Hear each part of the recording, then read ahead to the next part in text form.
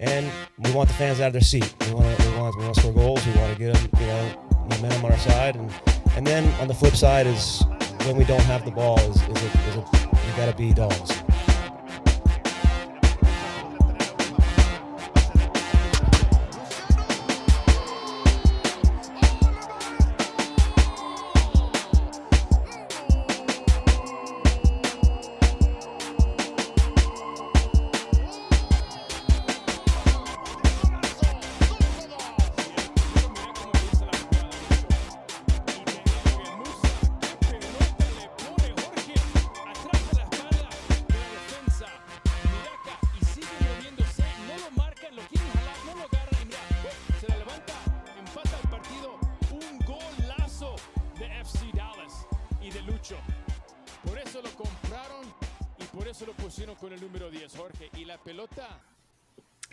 And hey, we're live. We are live here on Afterburn Soccer Show. Got a lot to talk about tonight. So excited. Hope a few of you join us here on the show and send in your comments and questions. We're going to get things going as we talk about FC Dallas against Colorado Rapids on Saturday night. What a match! What a match for the neutrals. So excited to welcome our guests today. I'm Nathan Hill. You can follow me at Afterburn Soccer on X. And with us also tonight is our good friend Jose Carmona at El Chico Carmona on X, with his brother-in-law, Marcin, who razzes us up from time to time, a Colorado Rapids fan, who will have his perspective to share tonight. And, of course, Colin at Mr. Couve on X to share his perspective. And we may get joined by Ishmael here in just a few minutes as he finishes up what he needs to do, but we'll see about that. But we're here. We got some video clips to share. We got some post-game comments from FC Dallas head coach Eric Quill that we'll get into. But we're just going to start with reactions to this match. And what a match it was. The game ends 3-3. A tough place as any to play for a lot of teams, but especially for FC Dallas. Haven't won in like 10 years up there in the Rocky Mountains state, but we're able to get a point and maybe deserve more, maybe deserve less. I don't know. We can argue with that, but for FC Dallas, goals from Pedrinho, Acosta, and Musa. So let's get into reactions. Jose, you were there at the game with your brother-in-law. What was it like watching that unfold, that back and forth unfold as a Dallas fan? It was great atmosphere. I mean, obviously going down 2-0, this guy and everybody around me was celebrating big time. For me, it was seeing in years past, we're down to 0 on the road. I mean, it's over. We're hoping that maybe the team will get one back and give us a shot. And yeah, it was nice to see a team that basically never stopped fighting. I have heard Rapids fans say, hey, we were up 2-0, we took our foot off the gas, and you guys capitalized. Last year, we would not have been in a position to do that because simply our approach was defend first. It wasn't be aggressive, keep going after them. And I would say if this was the same game last year, we would have lost 3-1, 2-0. Easy.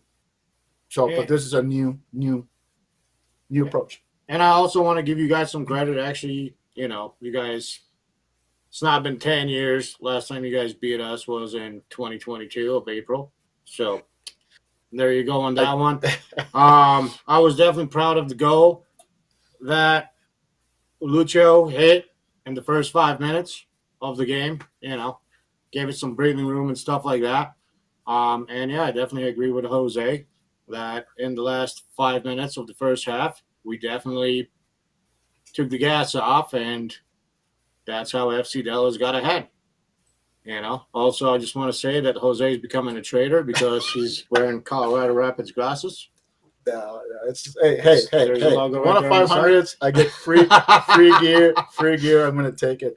Now, this was funny because nobody could tell us where this giveaway was. Nobody knew. We had to walk around the entire stadium. This guy had to walk around the stadium. I had to do some things.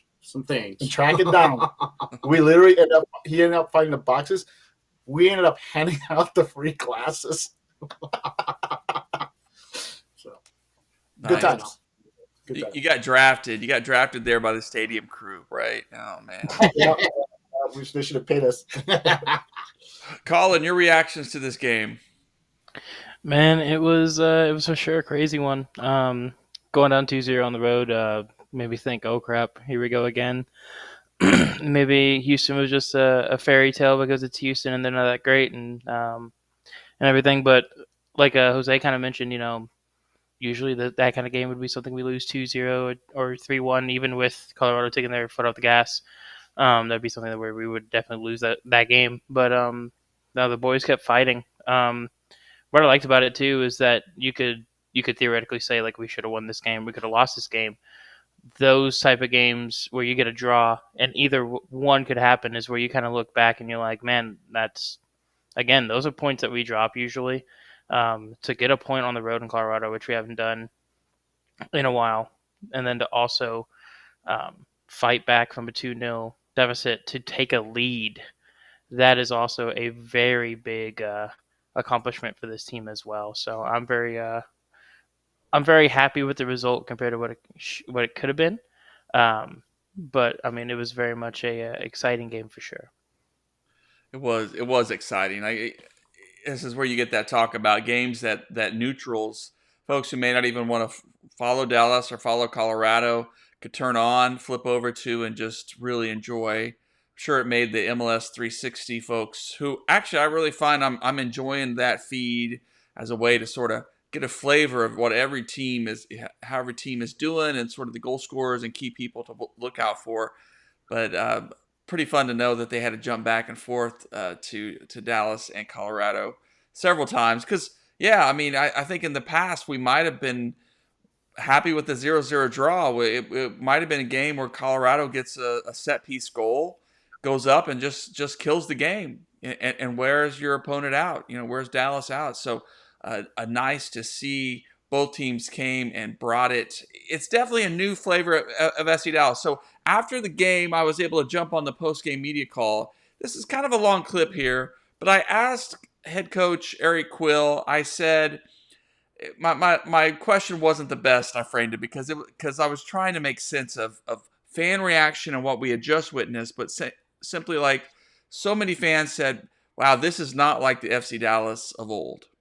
The team kept fighting till the very end, and typically, pragmatically, when you go into an away game like that and you get a lead or you get a draw, you're happy bottling the game. You're happy just like putting up that low block and just trying to prevent the other team from scoring and preserving your energy or whatever. But Dallas didn't do that. And so I asked Quill about that mentality and if fans can expect more of it. Here's what he had to say. 100%. We started off the pregame talking about we're not here to take a point. We're not here to exist. We're here to get three. And it starts from the start of the whistle. We didn't start that way. So the words weren't really taken into effect. But and their first goal was obviously a fluky, that's pure luck. But it gives them the momentum, right? It gives them belief.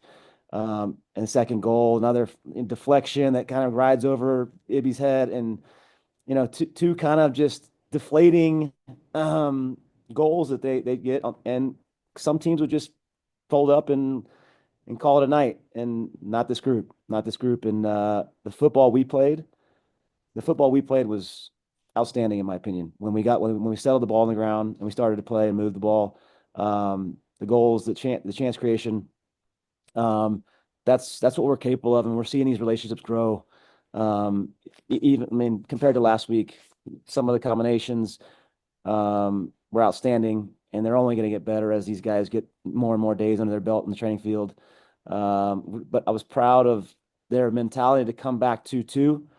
And we were in the halftime locker room. We said, let's go for it. Let's get this win. We have the momentum now. We're up to, we stole the last two goals, so the momentum's in our favor. Let's keep our foot on the gas. And they did that. And we found the third. And I haven't looked at their third, but that was deflated. That was for me the one that I'm gonna I have a little sting in my belly about just because I think there might have been some structural damage in how that third goal came across, but we need to fix that. But then right back on the horse again, Logan. I mean, again, that fourth goal is a goal. That if guys are doing what they're supposed to be doing, that's a goal that counts. And now we're 4-3. And so, but the mentality to win games on the road is what we're about. That's what I'm about. Um, and yeah, I don't want to give up 3 goals, but I want to fight and claw and whatever it takes to these guys are playing with joy. And that's what I mean. When people play with joy and confidence, they can score 3-4 goals. Now, can we batten down the hat? Can we be stronger defensively? Yeah, I get it. I don't want to give up 3. As much as I think it was fun to watch for fans and whatnot, I'd like us to be stronger defensively. But there was some flukiness to their goals. There weren't clear, broke us down type goals that some opponents may come across. So I'm just proud of where we're going and how we're trending and the football that's being played and the belief behind them. And you can see it in the locker room after the game. They're not happy with drawing this game. And that says a lot about where we're going. Yeah, a lot there to unpack from new FC Dallas head coach Eric Quill as he really continues to sort of imprint his vision on this team and the attitude and the atmosphere he wants. I mean, Jose, what did you hear in that gives you a lot of hope for these coming stretch of games in this whole season to watch FC Dallas? Just a change in approach, like you said. The team in the past would have folded. This team believes that they can go out there and score. He's not happy that the defense isn't, goals went in. Whether at the end of the day they went in, whether they broke us down or not, those will happen. It's what you do once those goals go in, how you react. Like I said, they could have folded up in Colorado. I listen to this guy gloating right now, telling me how they whooped their butt. But I'm not gonna say we whooped your butt, but we definitely did not let you get the win. Yeah, but I'm just saying, in the past, that's this team. I think, like I said, you're seeing the confidence growing. These are the results that'll build confidence later in the season. 3 goals on the road against any team, win or loss. That's pretty good. And as far as being up 3-2, let's face it, there's a structural weakness with this team. We don't really have a true 6 to come in after Ramiro goes out. Siki is not a defensive player. He's an offensive player. He's gotten better defensively, but he comes in, and some people will blame that last goal on him. But in reality, it's what we got. We need to add. We still need defensive reinforcements, or get used to more 3-3, 4-3 score lines in the future. Marcin, did you agree with him? Some of the goals for Colorado were a little fluky. I mean, I think the first goal for me, I don't think Rosenberry wanted to score it that way, but you take it. I mean, sometimes that happens in soccer, right? My first goal was in my eyes, was amazing. It came from far field, a good old right, you know what I mean? And it just went in the corner. You guys just, your goalie just missed it. So I'm definitely happy with that goal. And I have to agree with him on that. I know it can seem fluky, but you have to think that Paz may have been out of position. He was great last year, but I mean, if he was informed, maybe those goals don't go in. Yeah, I mean, I think that's something a few of us said, well, Paz just doesn't look quite like he has his confidence yet. Maybe that'll come, but maybe it's part of the whole defense just not being there yet. Colin, jumping over to you, what did you hear from Quill there that you liked about his mentality?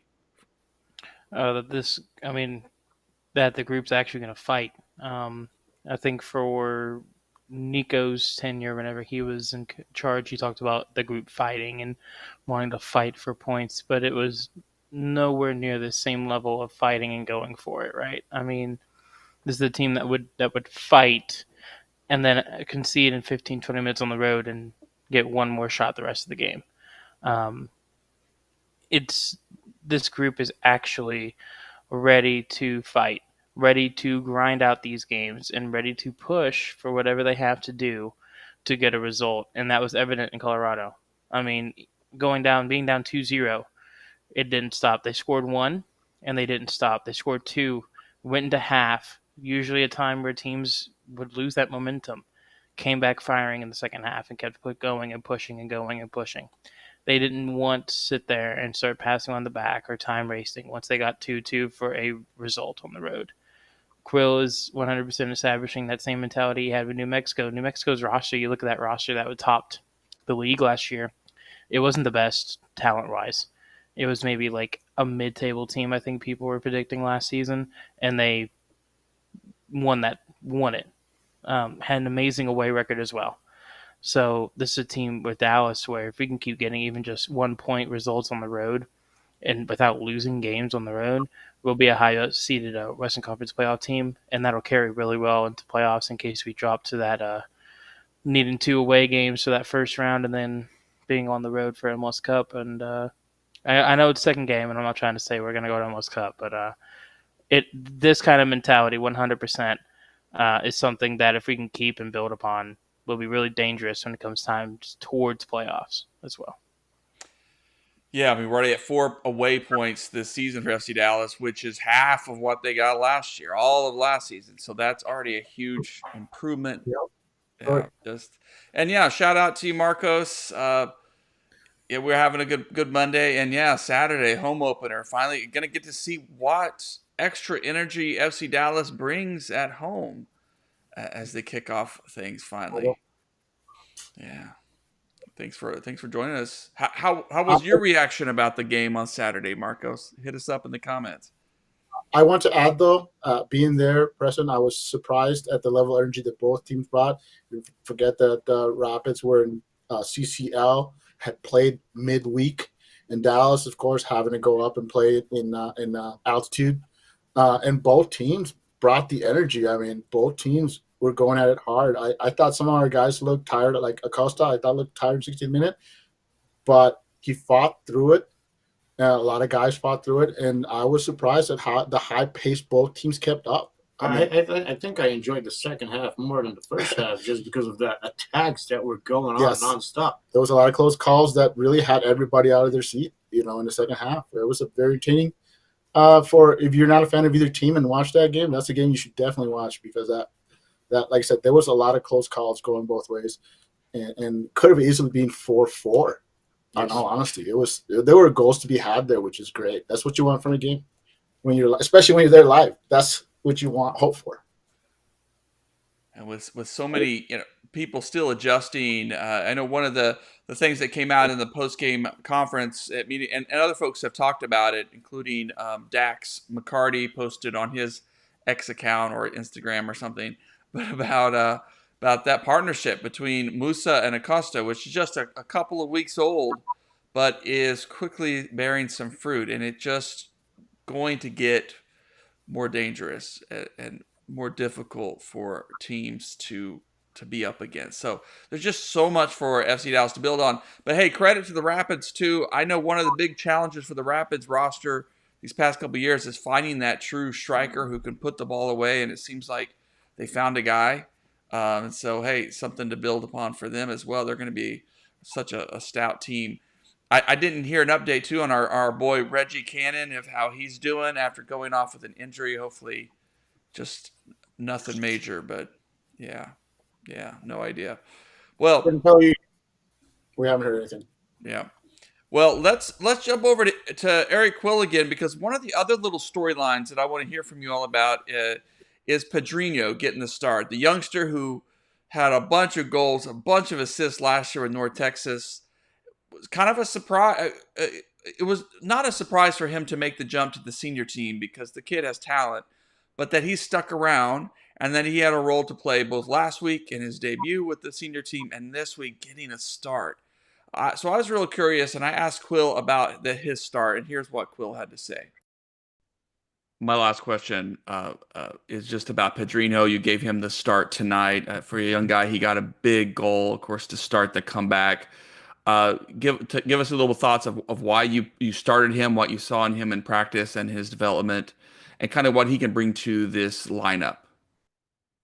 Pedrino's got such great ideas and he's got great feet and composure. And that position, that other winger position is kind of, between Bernie, Pedrino, Logan, like it's kind of up for grabs. And I want it to be a heavy competition between all of them. And they're all competing for that role. And you can see even Bernie came in and did great. But it's Pedro, he actually could have had an earlier goal that header in the back post. But he's got great attacking mindset for the game and his relationship and his ideas along with Lucho's and Petar's. You're going to see some really interesting stuff when he plays in the pocket with those two. And if you can get Farfan coming around the edge of those with that, I think we got something that we can chance create with that. So Pedro for me, it's his challenges without the ball is his endurance to get up and back in a transitional game like this league presents itself with a lot of times, and he's building his endurance, and we're on him, and he knows about it. And it's something he wants to get better at, because if he can transition in that position, he's a lock with the ball, and he's growing. The 5-6 weeks in preseason, Pedro's becoming a big time player for us. Thanks, Coach. Okay. Salud. A big time player. Oh, all right. We got some celebratory. I just want oh, sorry. I don't want to interrupt. No, go ahead. Your shot? I just want to say that, MLS, our team started 30 years ago, back in 1996, and Saturday's game was the 30th anniversary of our games going against each other. So, congratulations to that. Cheers to that. Nice. Jose, I hear it hits differently at altitude. That vodka hits a little differently, right? It does. It does. I can't hit it as hard as I can at home. Yeah. It's Cool. We'll jump with you. I mean, what were your thoughts about Pedrino getting the start and Quill's statement that he's becoming an important player, especially if he can continue to improve kind of the full phases of play, all phases of play. How does that strike you? It strikes me like my prediction was correct on who I thought was going to do really well this season. But also, it makes me not worried, but a little concerned about Bernard Kamungo a little bit. I mean, I'm not the biggest Bernard Kamungo fan. I have been very real with criticisms about him last season. But Pedrinho is one of those players where, he has the technical ability coming from that futsal background. He's very much a get in the box or around the box, and I'm going to find a teammate or I'm going to score here, and I'm going to go around you or through you if I have to. We saw that a couple of times against Colorado, not against Reggie because Reggie's a quality player, but not very often to get caught out. But against I believe it was Ian Murphy, maybe the other center back, not Razim, but the other one. And Pedrinho's development just with North Texas alone, has looked really good. And then just seeing him excel as that winger and as that 10 role that you see him kind of do whenever Lucho's not in the middle, it's going really well. But, if he continues, Pedrinho, like I said on our first show of the year, might be our very next big 8-figure sell for the club. He's starting to show it. And like Will said, he could have had that earlier goal with that header in the early moments of the game.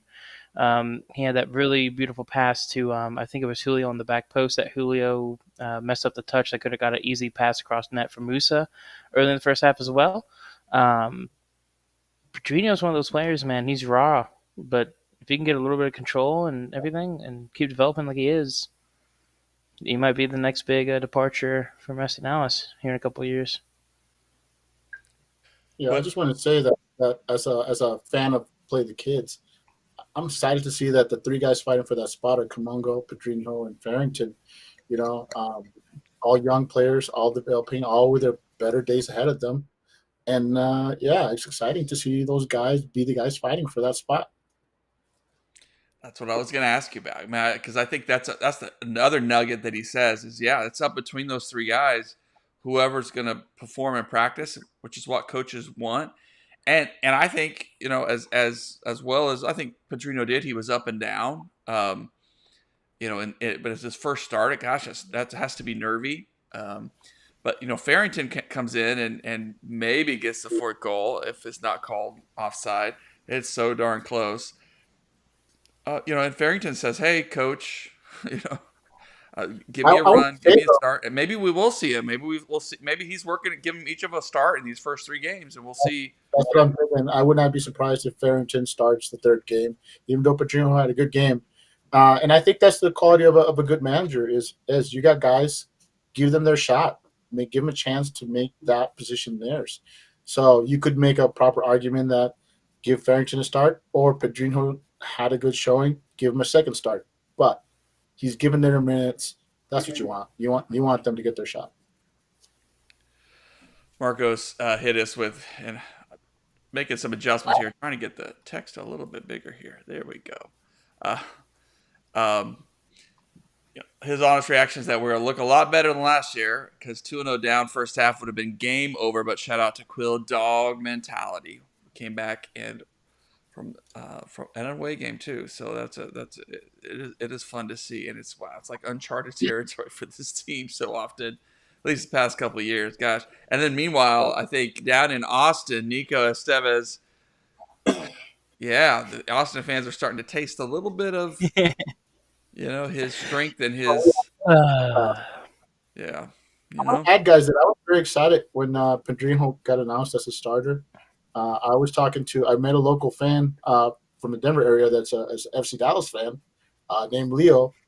And I was going over the starting lineup with him, and I seen Pedrinho start, and I was like, wow. I said, man, that guy, he's getting his shot. That was our MVP from the North Texas SC season last year, and to see him get started, regardless of how he played, I was excited to see him get that start, and even more excited to see him score. So yeah, that was one of the fun things about the game is look at the Musa continuing a strong start.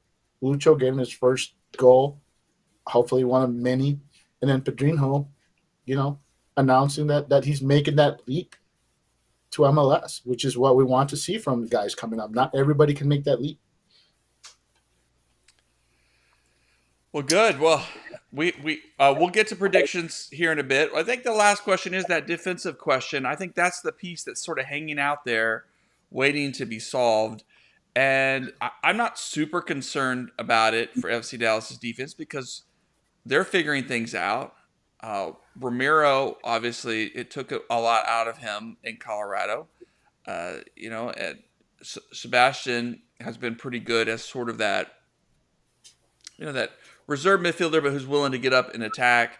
But really that defensive mid spot, we still need help, or Ramiro can maybe lock it down. And then we're looking at a backline that has 2 new guys on it that are still figuring things out, still figuring out partnerships themselves.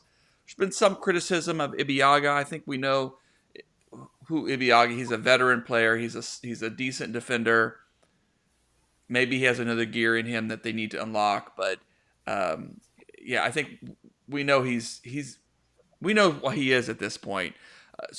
My gut is that it's just a question of getting all of those guys, including Martin Paz, kind of on the same page, and then figuring out maybe some depth there, getting some guys healthy, including Show, but that would help as well. So, Colin, are you worried about the defense? Oh, I'm 100% worried a little bit about it, and the reason I say that is Ramiro. Yeah, he's older, but he is 100% got to be that bulldog CDM that's willing to cover the field. Both up and down, be willing to move in transition. And like you said, he's not fully up for match fitness and everything. And he's not fully, the altitude's going to kill anybody that's not used to it. And Brazil, not many places down there, from my knowledge, except for 1 or 2, and I'm not sure they have soccer teams there, don't really have altitude. So it's one of those things where Ramiro's not used to this. And he still put in a 60-minute shift, did well. But you could tell that Ibiaga is going to be our weak spot in that defense. And Houston did it last week, targeting him on goal kicks for headers. And they didn't have a target man striker. Ponce is not that big. Kowalczyk is not that big. Bassi is not that big either. He's a short little guy. So it's one of those things where if Ibiaga is getting singled out and targeted, that means that they have figured out that he is a weakness. Other teams have. Colorado did the exact same thing. Almost all the 50-50 balls in the air went to Ibiaga. Almost all the goals came from that left side, or our right side of the defense, left side of Colorado's attack, with Laraz and Mihalovic combining on that left wing, and Rosenberry as well with his goal. Um, and that's Ibiaga's side, and Ibiaga's gonna have to have some help there because Shaq's gonna be overlapping on the right wing. So either Julio has to haul butt backwards, Shaq has to haul butt backwards, and that leaves Ibiaga in that whole space by himself. And I think something we forget is that Ibiaga's got some wheels still on him still, but the dude's 33 years old. I think he turns 34 this year. Like, he's not in his prime anymore. He's not that great of a center back anyway, let alone that good now. Great guy off the field, great guy on the field, great leader. But man, if Ibiaga's who we have to roll with for the rest of the season, I'm not confident in that defense. Even if the other three in that backline and pause are on top of their game, I'm still not confident with Ibiaga back there. Jose, your thoughts? Well, let Mars take it. I mean, Okay. what do you think of the Dallas defense? Were you guys licking your chops? The Dallas defense? Yes. No, Dallas defense sucked in my eyes. For one, I'm going to be honest with this. I mean, we kept the attack going at least 75%. The ball was on your guys' side of the field. We kept attacking. You know what I mean? The only time, I will agree that you guys got some goals, but the only time you guys got goals because your attack was actually pretty low was because you got a mild breakaway or an actual breakaway. And we gave up in the last 5 minutes of the first half. That's why you guys only got those. That's why you got those 2 goals. So I'm not trying to talk shit on the team, but if you look at the stats and you were there for the game, I mean, everybody was like, there's a second part of the field to this game, right? But y'all weren't there. I would say, I would say that I was on the side that Ibiaga and Moore are at, and 10 and 9, they were just running roughshod over that side. I can't blame Ibiaga because if Ibiaga is your weakness, you've got him paired with an offensive minded fullback in Moore. And I think that's the problem, is Moore being caught too far forward, leaving Ibiaga, basically overmatched with having to mark 2 guys. And the correction in the second half was to have Julio come back more and help more to make up for that. But in the first half, Colorado was having a field day going on that side, going right at Ibiaga because Moore is more offensive minded. That's an issue. Who are your 2 best defenders? Farfan and Ozaze. They're both on the left side. Why would you go at them?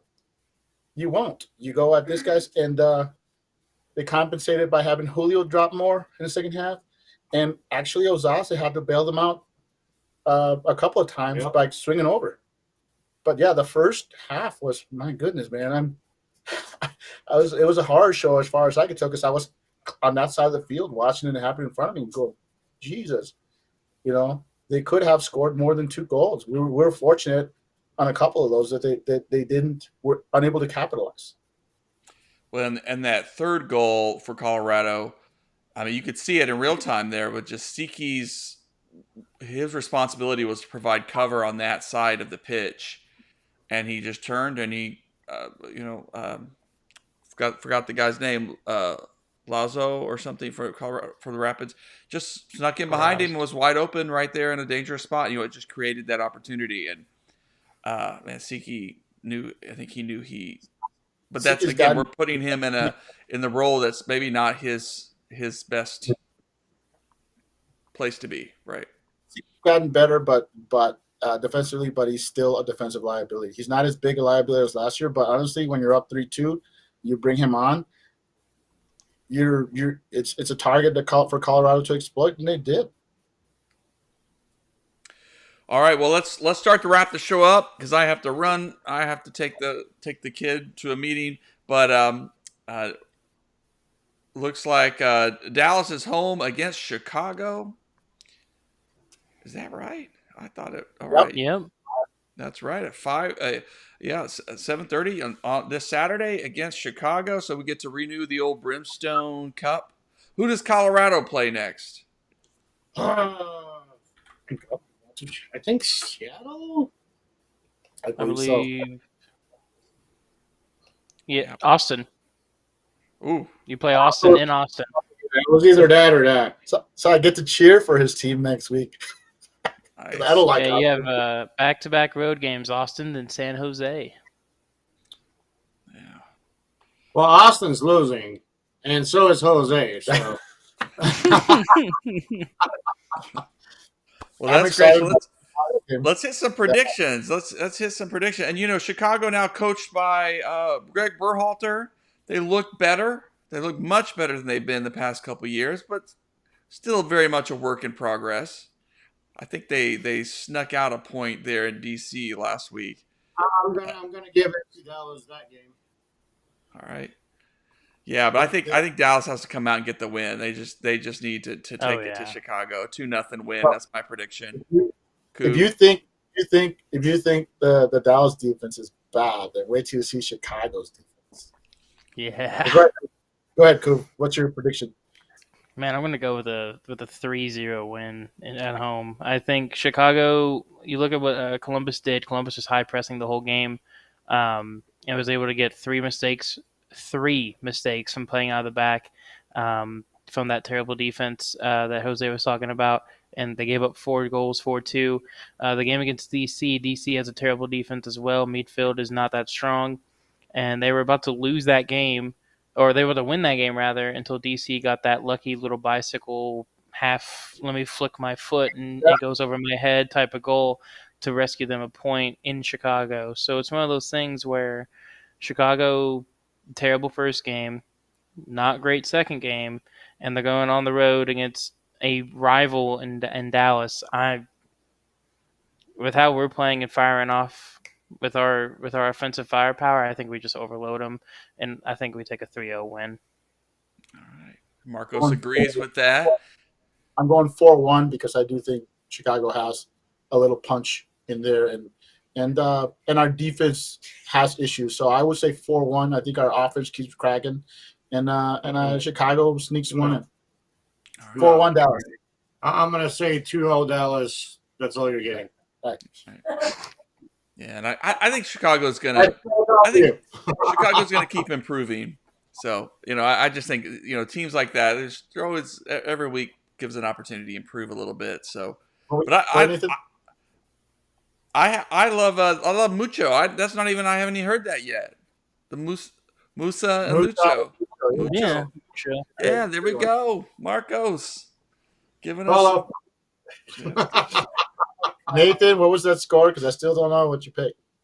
I said 2-2. Oh, sorry, 2-0. Oh, Okay, you so we're on two are on the same page. page. Yeah, no, I think we're going to get our goals, but I think Chicago's going to lock some things down and make life a little more, so it's going to be a learning experience. But I think Dallas has got to focus on getting that clean sheet this week. I think they really need to get the defense better organized, at least see. But we'll see. We'll see. All right, guys. All right, let's leave it there. You're not gonna win at home versus Rapids. Just let you know. All right, okay. Maybe it'll be another fun one. All right, well, we'll leave it there. Thanks, guys. Marcin, good to see you always. Jose, thank you. Thank you for having me. Thank you, Nathan. Cool. All right. We'll see you guys next time. Of course, we'll be posting the audio. We'll put it up wherever you find podcasts. Check it out. And of course, check out afterburn.soccer. We'll have some of the videos we shared here. We'll post those up later this week. And tomorrow, gonna sit down for a conversation with North Texas soccer head coach John Gall ahead of their start of the season this coming weekend for MLS Next Pro. Should be a fun conversation. So look for some good content this week, guys. All right.